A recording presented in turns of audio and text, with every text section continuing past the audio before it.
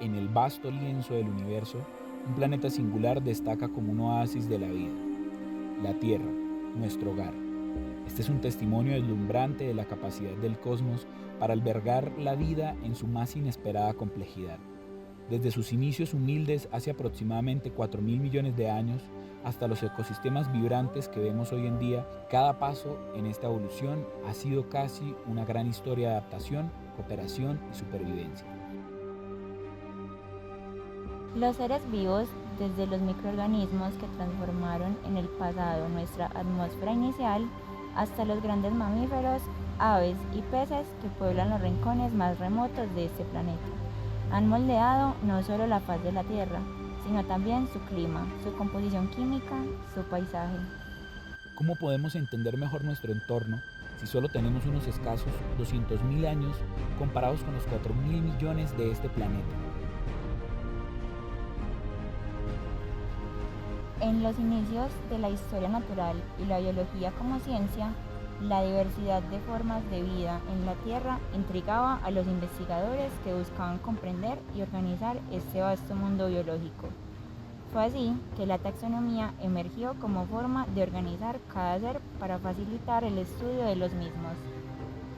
Desde los primeros naturalistas hasta los taxónomos modernos con la ayuda de la más alta tecnología, la taxonomía ha sido una herramienta útil para desentrañar los patrones de parentesco evolutivo y comprender las complejas redes de interacción en cada ecosistema. Desde los microorganismos que habitan una pequeña gota de agua en un bosque hasta los majestuosos árboles, cada uno tiene su lugar e importancia en esta vida, la vida del planeta Tierra. La taxonomía es esencial para comprender y preservar la diversidad biológica, así como para avanzar en el conocimiento científico sobre la vida en la Tierra. Sirve para clasificar, organizar y nombrar los organismos vivos por categorías para darles su identificación y su nomenclatura. La precoz taxonomía comienza a emerger como una disciplina crucial con figuras como Aristóteles, quien organizó un sistema de clasificación de los seres vivos entre el reino Animalia y el reino Plantae. En su tratado Historia Animalium, alrededor de los 343 a.C., clasificó los organismos en base a criterios como la presencia de sangre, la capacidad de moverse y su forma de reproducción. En el reino Animalia incluyó una amplia variedad de criaturas, desde mamíferos y aves hasta insectos y peces, cada uno organizado según sus características físicas y comportamientos observados, llamando a los animales con sangre roja Enaima y sin sangre roja Anaima. Por otro lado, en el reino Plantae, Aristóteles agrupó a las especies que identificó como plantas, diferenciándose de los animales principalmente por su incapacidad para moverse activamente y su capacidad para generar alimento a través de la fotosíntesis. Esta clasificación inicial, aunque simplificada en comparación de los estándares modernos, sentó las bases para la taxonomía posterior y reflejó la fascinación que el filósofo aplicó al estudio de la naturaleza.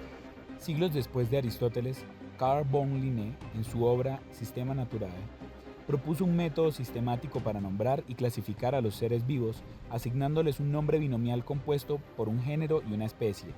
Esto no solo simplificó la comunicación científica, sino que también sentó las bases para una estructura jerárquica mejor ordenada. También estableció las categorías como reino, filo, clase, orden, familia y especie.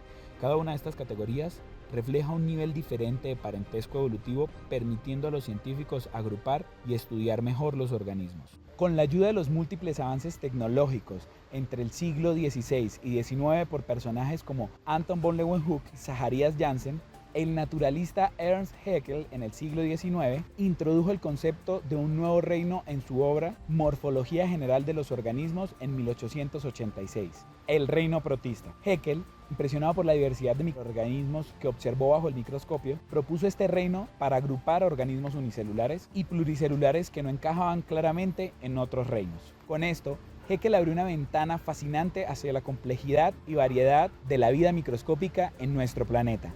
Edward Chacton, un prominente biólogo, en su trabajo llamado Pansporella Perplexa 1925, propone la distinción entre dos grupos principales de organismos, los eucariotas y los procariotas. En su trabajo pionero, Chacton destacó las diferencias estructurales en la organización celular de los seres vivos. Los eucariotas, con células más complejas que contienen núcleo definido y organelos membranosos, fueron separados de los procariotas, que poseen células más simples y carecen de núcleo celular estructurado. Edward Copeland, el destacado biólogo estadounidense, realizó una significativa contribución en su obra La clasificación de los organismos inferiores en 1956. En ella propone una división de los reinos de la vida, basándose en diferencias fundamentales en la estructura celular y en el modo de vida de los organismos. Copeland acuñó los reinos Animalia, Plantae y Protista, y su mayor contribución el reino Monera. En esta última división agrupó las bacterias y otros microorganismos procariotas bajo esta misma categoría, mientras que en el reino protista incluyó una variedad de organismos eucariotas unicelulares que no encajaban claramente en la categoría de animales o plantas. Un influyente ecólogo y taxónomo, Robert Whittaker, en su obra Nuevos conceptos de reinos de organismos en 1969, enriqueció aún más la taxonomía al proponer una nueva edición de reinos de los seres vivientes. En su trabajo innovador, Whittaker reconoció la distinción significativa de los hongos con respecto a los animales y las plantas y estableció el reino fungi como una categoría separada. Este avance destacó las categorías únicas de los hongos, incluyendo su capacidad para obtener nutrientes por absorción y su papel crucial en la descomposición y reciclaje de la materia orgánica. En la década de 1970, Carl Woese utilizó la secuenciación de ARN ribosomal en sus unidades 16S y 18S, secuencias conservadas a través del tiempo por procariotas y eucariotas respectivamente, para estudiar las relaciones evolutivas entre los organismos. Esta nueva clasificación revolucionaria, conocida como sistema de 3 dominios, es una clasificación superior a los reinos desde la perspectiva de la biología molecular y la secuenciación genética.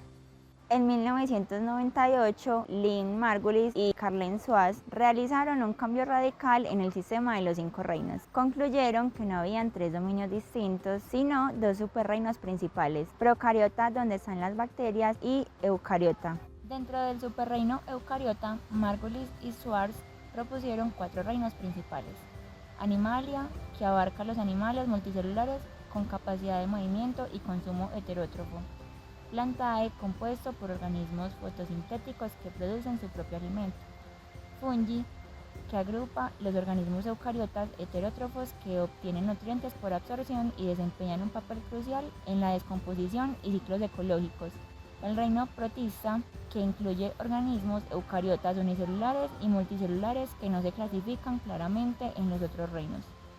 En esta última clasificación, cada uno de estos reinos descritos posee múltiples formas de reproducción con similitudes y diferencias entre sí. En el reino bacteria tenemos organismos unicelulares con ausencia de núcleo y un único cromosoma, presencia de una pared celular y una cápsula exterior que provee de resistencia a fagocitosis y una toxicidad. Además, posee un material genético extracromosómico llamado plásmido, que alberga información no vital como la resistencia a los antibióticos. La reproducción de las bacterias se lleva a cabo mayoritariamente por un proceso asexual conocido como fisión binaria. Este método permite que las bacterias se dividan en 2 células hijas idénticas, cada una con un material genético copiado de la célula madre. En algunas bacterias pueden intercambiar material genético a través de un proceso llamado transferencia horizontal de genes, que permite la rápida adquisición y propagación de características beneficiosas como la resistencia a los antibióticos. En el reino Animalia, las células poseen un núcleo definido y orgánulos membranosos como mitocondrias y retículo endoplasmático. Una característica celular distintiva es la presencia de fosfolípidos en su membrana organizados en bicapa. Esos fosfolípidos están unidos por enlaces éster, que son cruciales para la estructura y la funcionalidad de la membrana. Son heterótrofos, obteniendo alimento consumiendo otros organismos o sustancias orgánicas. Este reino se divide en varios grupos principales: poríferos, cnidarios, platelmintos, nemátodos, anélidos, moluscos, artrópodos,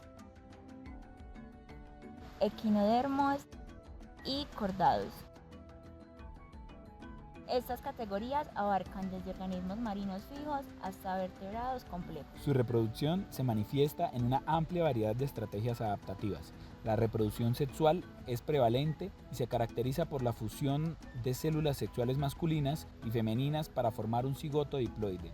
Este proceso involucra divisiones celulares específicas, la división mitótica para las células somáticas que asegura la multiplicación de células idénticas para el crecimiento y mantenimiento de los organismos y la división meiótica para la formación de gametos, reduciendo el número de cromosomas a la mitad para garantizar la recombinación genética única en la descendencia. En el caso de los mamíferos, el proceso tiene ciclos reproductivos distintos entre hembras y machos.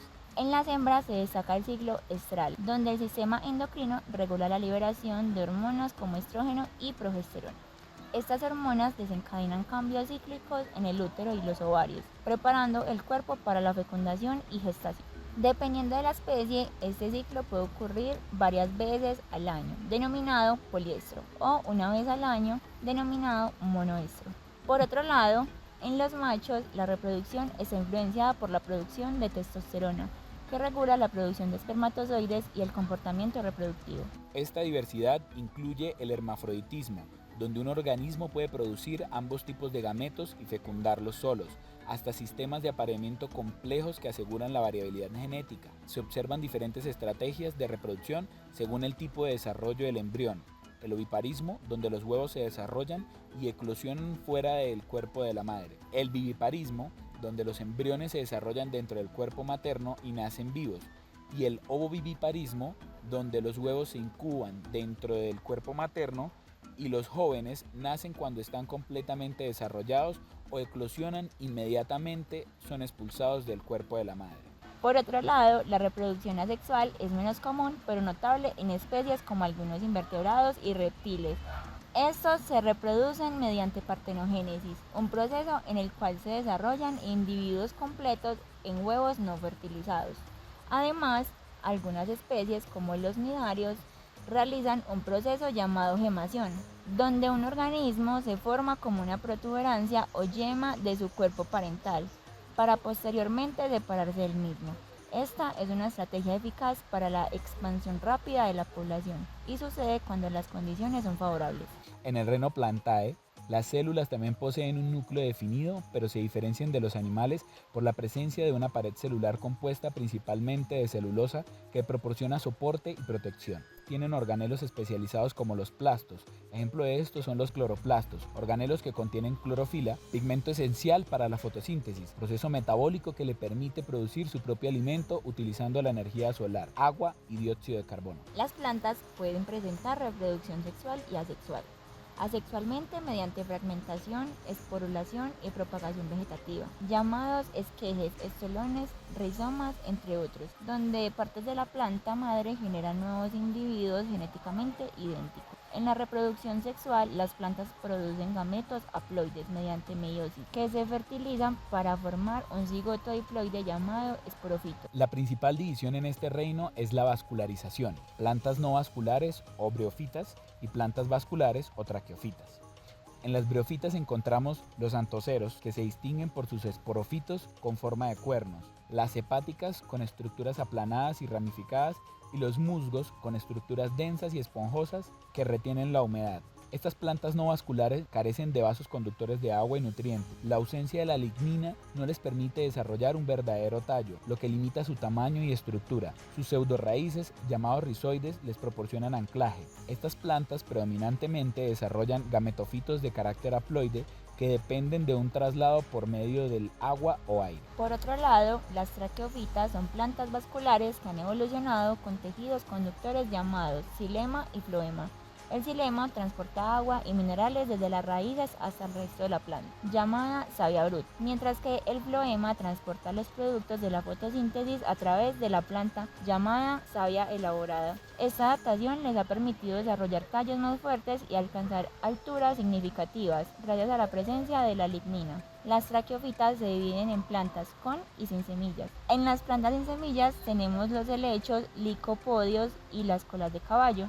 Estos se reproducen a través de esporas en sus estructuras reproductivas llamadas esporangios. En las plantas con semillas tenemos dos divisiones principales: gimnospermas, que no poseen flores como los pinos y abetos, y las plantas angiospermas, que han desarrollado semillas y flores como los girasoles, el maíz y el tomate. Estas flores han logrado una mayor eficacia al usar su relación con animales polinizadores que ayudan al proceso de unión de sus gametofitos. De esta manera no tienen que reproducir grandes cantidades de polen o depender fuertemente del aire o el agua para su reproducción. En el reino fungi, las características celulares distintivas incluyen la presencia de una pared celular compuesta principalmente de quitina en lugar de celulosa como en las plantas, y la ausencia de clorofila, lo que los hace heterótrofos. Obtienen su alimento absorbiendo nutrientes de la materia orgánica en descomposición o de otros organismos vivos como parásitos o simbiontes. Tienen estas divisiones principales, que son los quitrídeos, zigomicetos, ascomicetos, basidiomicetos y deuteromicetos. Cada grupo tiene características únicas en términos de estructura reproductiva, forma de vida y hábitat preferido.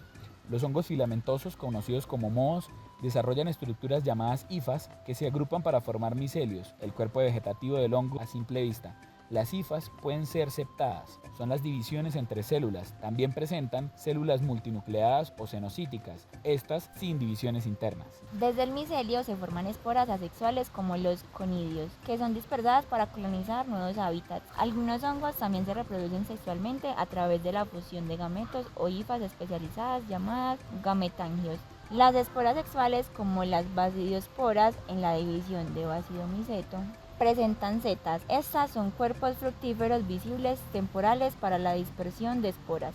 Por otro lado, las levaduras, hongos unicelulares, se reproducen predominantemente por gemación. Algunas levaduras pueden tener producción sexual por conjugación, fusionándose dos células para formar un cigoto que luego da lugar a esporas sexuales. Los hongos mucosos también exhiben formas únicas de reproducción, desde la formación de plasmodios móviles hasta sus cuerpos fructíferos que producen esporas, asegurando la continuidad de su ciclo de vida en diversos ambientes.